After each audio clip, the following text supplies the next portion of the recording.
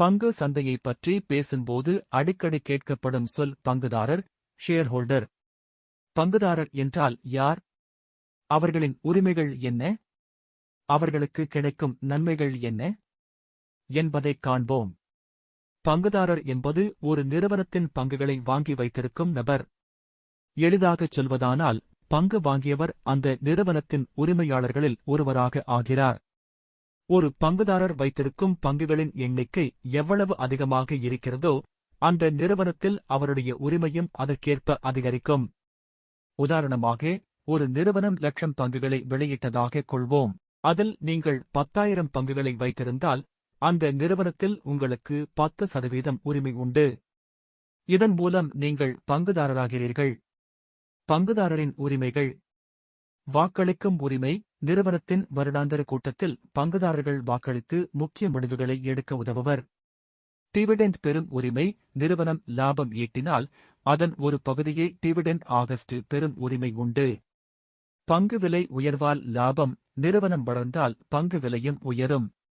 இதன் மூலம் பங்குதாரர்கள் பங்குகளை விற்று லாபம் காணலாம். தகவல் பெறும் உரிமை. நிறுவனத்தின் நிதிநிலை, வளர்ச்சி திட்டம், வருடாந்திர அறிக்கை போன்றவற்றை அறிந்து கொள்ள உரிமை உண்டு.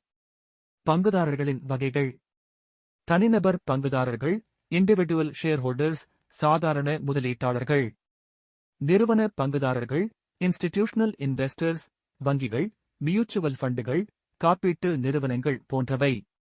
முக்கிய பங்குதாரர்கள், மெஜாரிட்டி ஷேர்ஹோல்டர்ஸ், நிறுவனத்தில் அதிக பங்கு வைத்திருப்பவர்கள், பெரும்பாலும் நிறுவனத்தை கட்டுப்படுத்துவார்கள். சிறிய பங்குதாரர்கள், மைனாரிட்டி ஷேர்ஹோல்டர்ஸ், குறைந்த பங்கு வைத்திருப்பவர்கள்.